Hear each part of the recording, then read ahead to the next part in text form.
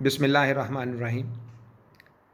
वो जो इससे प्रीवियस बात की हमने लॉग में, तो वो ख़त्म हो गया था ये मेमोरी। तो अब हम इसको पार्ट 2 बनाते हैं, पार्ट 2 पे बात करते हैं। इसके पार्ट 2 में वहीं से बात स्टार्ट करते हैं कि जो हम भाग रहे थे। आप ज़रा जिन्होंने वो पार्ट 1 नहीं देखा, तो वो ज़रा देख लें ताकि इनको ये सारा सिनेरियो समझ आ जाए। तो जब मैं पीछे मिला, मेरे एयर बैग जो हैं वो फिलअप हो गए, ऑक्सीजन कम हो गई। जैसे ही ऑक्सीजन कम हो गई, तो अब पीछे मुड़ के तो देखने का नतीजा तो भुगतना था। तो अब क्या हुआ कि मेरा सांस फूलना शुरू हो गया। अब मैं उधर थोड़ा सा रुक गया क्योंकि मेरे पे कैपेसिटी नहीं है, मैं सांस को अंदर लेने की कोशिश कर रहा था। तो गला मेरा खुश्क होना शुरू हो गया। अब गला खुश्क होना शुरू हो गया। अब जो काफ़ी पीछे थे, वो आहिस्ता आहिस्ता, अब फासला करीब रह गया हुआ था। मेरे में हिम्मत नहीं थी कि मैं भाग के, अब वो जो पीछे से बड़े आराम आराम से आ रहे थे, टाइम बिल्कुल क्लोज था, वो तेज़ी से आए, गुजरते हुए, वो शूट करते हुए निकल गए। मैं भी वो गिरता पड़ता औखा सोखा जो है ना, जब मैं बस फिनिशिंग लाइन के करीब पहुंचा ही ना, भी थोड़ा करीब ही था ना, तो जो थे बुंदा साहब ने कहा, जी टाइम इज़ ओवर, आप एक साइड पे हो जाएं। हम जो है इसको पास नहीं कर पाए। अब इसमें 3 कैटेगरी थी। एक वो थे जिन्होंने क्लियर कर लिया, उनको तो उन्होंने कहा चलो जी, आप तो आप अपने हाउसेज में जाएँ ना, डिवीज़न में जाएँ, अपने जिधर जिधर के यहाँ जाएँ। एक हम लोग थे जो अपनी चालाकी से कोई टाइम के अंदर नहीं पहुंच पाए, सबसे आगे होने के बावजूद भी नहीं पहुंच पाए, हमें साइड पे कर दी गया। एक तीसरी पार्टी भी थी, वो बड़े क्रुक और बड़े स्मार्ट थे। कहने का मतलब कि स्मार्ट लोग थे।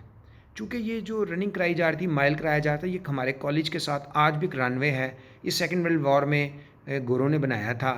ये पटारो अगर आप जाएँ सिंध में, तो सेवन रोड के ऊपर, तो आजकल तो सुना है काफ़ी उसमें, तो उस रनवे के ऊपर ना जगह जगह झाड़ियाँ भी थी। तो जो तीसरी कैटेगरी के हमारे कुछ दोस्त थे ना, जब उन्हें देखा कि सारा जरिए एंट्री आगे भाग गई है, नसीर बुंदा साहब भी अपनी गाड़ी लेके भगाते हुए वहाँ से स्टार्टिंग पॉइंट से फिनिश पॉइंट की तरफ चले गए। सारे पीओस जो पीटी ऑफिसर्स होते थे, जो नेवी के स्पाई होते थे, उनको पीटी ऑफिसर पीओस कहते हैं, वो भी सारे आगे निकल गए। तो वो क्या गया, उन्हें झाड़ियों के अंदर छुपे बैठे रहे, वहाँ से बस छुपे रहे। जैसे ही वो जो जिन्होंने ये कंप्लीट किया हुआ, तो वो साथ मिले और ये सारे मिल के तो अपने हाउसेस में चले गए। हम जो थे, हम पीछे रह गए। हम जो पीछे रह गए, अब हमारा जो ना रगड़ा प्रोग्राम था। अब बुंदा साहब ने सबसे पहले हमें पुशअप्स कराए। मेरे पास आए कि हाँ भाई सलमान, क्या मतलब है, क्या है, बड़ा जीत रहे थे। और फिर उन्होंने मुझे कहा कि भाई, ये रेस जो है, ये जीतनी नहीं होती, इसमें टाइम फैक्टर होता है, इसमें फेजेस होते हैं। पहले फेज़ में अपने रन अप करते हुए आना होता है, आपने डिस्टेंस कवर करना होता है। तो जब डिस्टेंस आप कवर कर लेते हैं, अपनी एनर्जी को, जब आखिरी टाइम आपके मंजिल करीब होते, फिर शूट करना होता है, फिर आपने क्लियर करना होता है, फिर आप रिक्वायर्ड टाइम। और ये ज़िंदगी का सबक मुझे याद है। उसके बाद फिर जब उन्होंने पुशअप्स कराने के बाद थोड़ा सा रिलैक्स कराया, तो फिर उन्होंने कहा जी अब दोबारा वापस जाएँ, फिनिशिंग लाइन से वापस स्टार्टिंग पॉइंट की तरफ जाएँ। तो अगर आपने 8 मिनट के अंदर अंदर माइल क्लियर कर लिया, तो फिर आप आ जाइएगा, आप चले जाएंगे हाउस, वरना फिर कल फिर आ जाइएगा। तो अब मैंने उसी टेक्निक को लेके चला। तो ये मैंने बताने का बुनियादी मकसद ये है कि जब आपको भी वहाँ पे फोर्ट्रेस स्टेडियम लाहौर अगर आपको वेन्यू मिले तो भगाते हैं, तो उधर सुबह का time early in the morning 6 बजे बुला लेते हैं, और रश बहुत होता है, ट्रैक छोटा होता है, धक्के पाड़े होते हैं, और डस्ट उड़ रही होती है, एक अजीब माहौल होता है। गर्मी वाले मौसम में, जैसे अभी ये जिस लॉन्ग कोर्स 146 आपने जाना है, इसमें गर्मी होनी है, इसमें तो काफ़ी शिद्दत, आपको परेशानी क्रिएट होनी है। तो धक्के पाड़े होते हैं, तो फिर आपने उसके अंदर से अपनी स्पेस बना के अपने 8 आधे से ज़्यादा लोग जो ना माइल ही फेल कर जाते हैं। तो माइल पास करना, और हम भागे फिर। तो अल्हम्दुलिल्लाह उसी टेक्निक को लेके चले, तो अल्लाह का शुक्र है कि रिक्वायर्ड टाइम से पहले मैंने वो माइल किया और मेरी जान छुटी। मैं बच तो इसलिए नहीं सकता था कि बुंदा साहब जो थे, नसीर बुंदा साहब थे, वो तो मुझे पर्सनल जानते थे, क्योंकि असेंबली में मैं उनके साथ खड़ा होना होता था।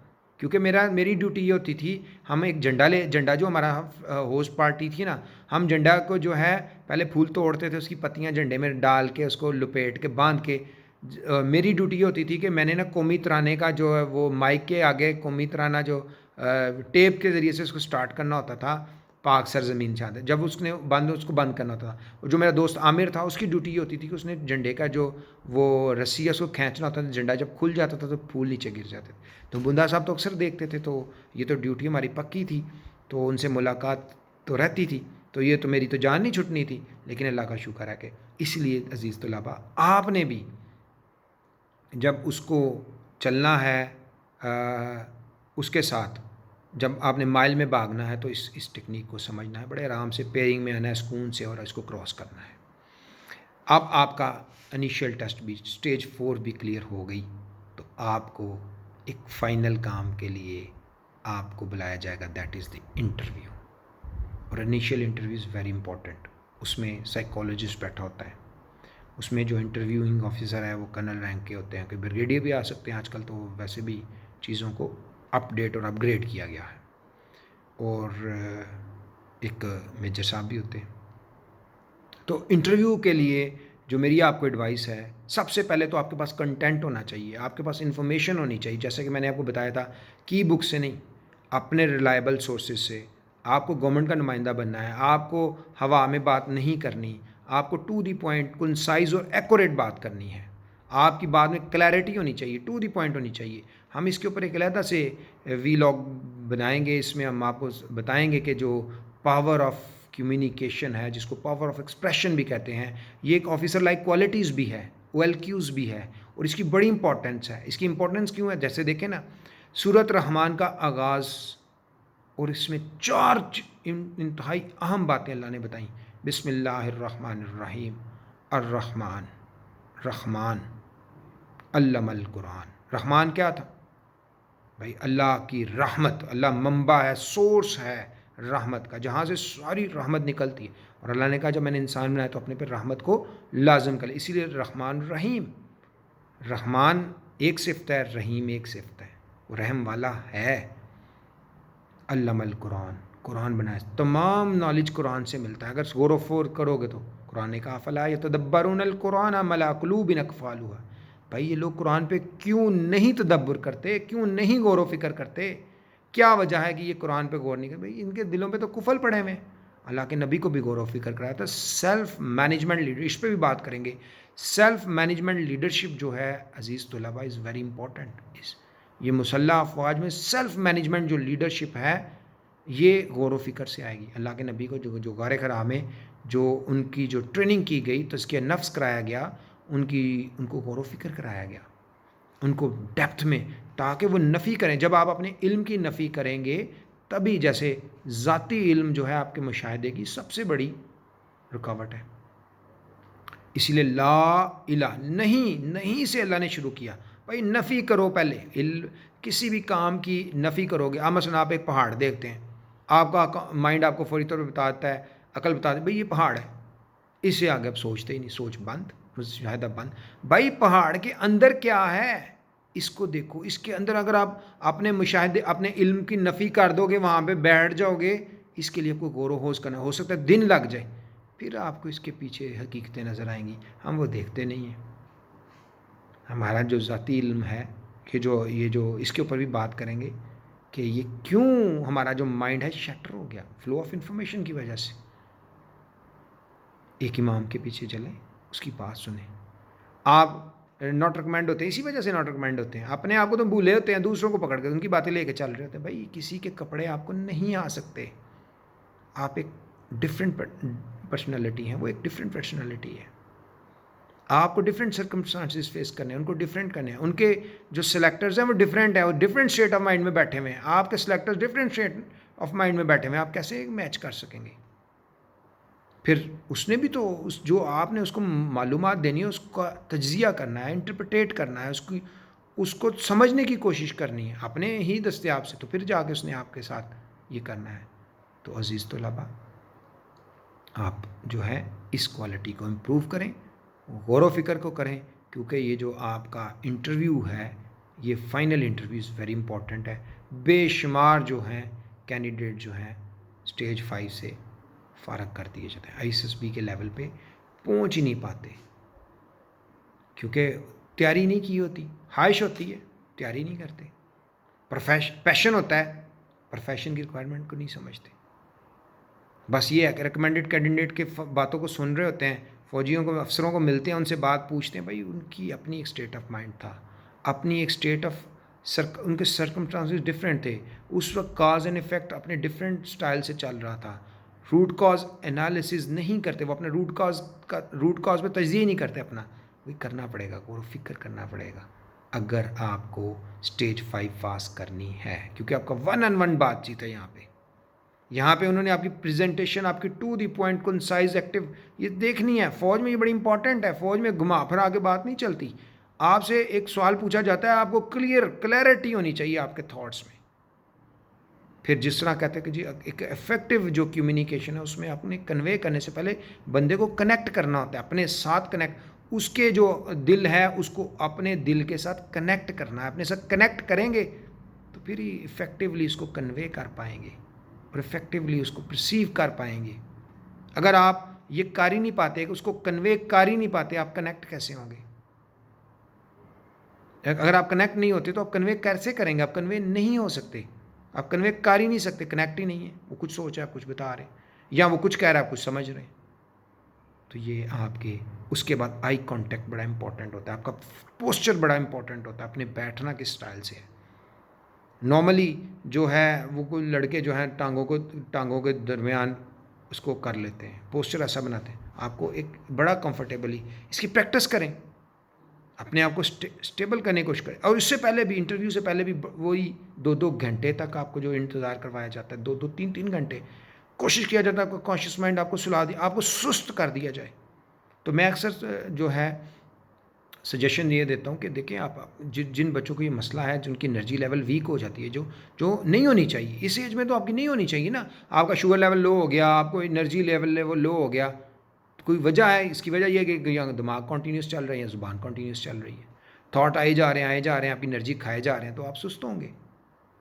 ऊपर से फियर ऑफ अननोन है, परेशानी है, पता नहीं क्या होगा, नॉट रिकमेंड हो जाए, निकल जाएंगे। ख्वाब थे, ख्वाहिशात, मैंने हमेशा कहा है एक्सपेक्टेशंस जो हैं वो डायरेक्टली प्रोपोर्शनल होती हैं उसके डिसअपॉइंटमेंट की। आप किसी से भी तवक्कुआत वाबस्ता कर लें, जब वो आपकी तवक्कुआत तोड़ेगा तो आप मायूस होंगे। इसीलिए जो एक्सपेक्टेशन है वो अल्लाह से वाबस्ता रखनी चाहिए, अल्लाह के साथ ताल्लुक़ लिंक करना चाहिए ना, उसके साथ कनेक्ट हों।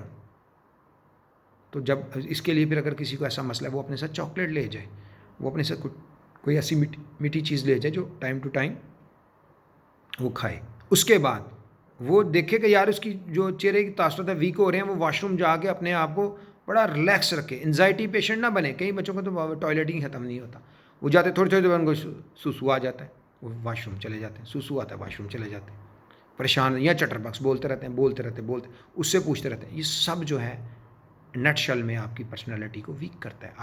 आपकी जो स्टेज, ये लास्ट स्टेज है इंटरव्यू की, उसमें आपको वीक करता है, आपको नॉट रिकमेंड करवा देते हैं।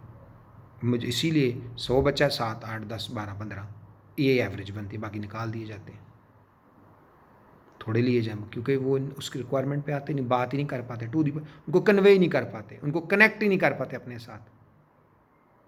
तो इसके ऊपर तब होएगा जब आपके पास नॉलेज होगा। इसीलिए कहते हैं कॉन्फिडेंस के लिए 2 चीज़ें बड़ी इंपॉर्टेंट हैं, आपके पास जनरल अवेयरनेस हो, जीके जनरल अवेयरनेस हो, और आपको जो इंग्लिश लैंग्वेज है उसके ऊपर कमांड हो।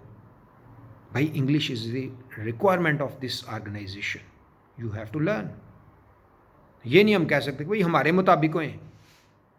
फौजी अक्सर राय मांगते हैं, भाई आप दें राय, हाँ आप क्या राय देंगे? वो जो सिस्टम उन्होंने बनाया हुआ है, वो सिस्टम सक्सेसफुली चल रहा है, आप उसमें अपनी राय देना शुरू कर दें। आप कहें जी ये तो अंग्रेज़ी तो हमारी कौमी ज़बान ही नहीं है, हमारी कौमी ज़बान उर्दू, आप उर्दू में कर दें, तो ये तो नहीं ना होगा। वो कहते हैं it's a requirement of the organisation, ये ज़रूरत है इस ऑर्गेनाइजेशन की, you have to learn it. क्या मुश्किल है? You have to practise it. किसी भी ज़ुबान को सीखना है, आप उसके नेचुरल फिनोमेना को देखें, कोई इंस्ट्रक्शन नहीं आपको सिखा सकता जब तक कि आप विलिंग नहीं है। यही तो वजह है, अपने पे काम नहीं करते, हालात के ऊपर बातें सुना रहे होते। आप उसको लिसन करें, आप उसको रीड, तरीका है, phenomena first you have to listen. छोटा बच्चा पहले सुनता है, उस ज़ुबान को सुनता रहता है, फौरी नहीं बोलता।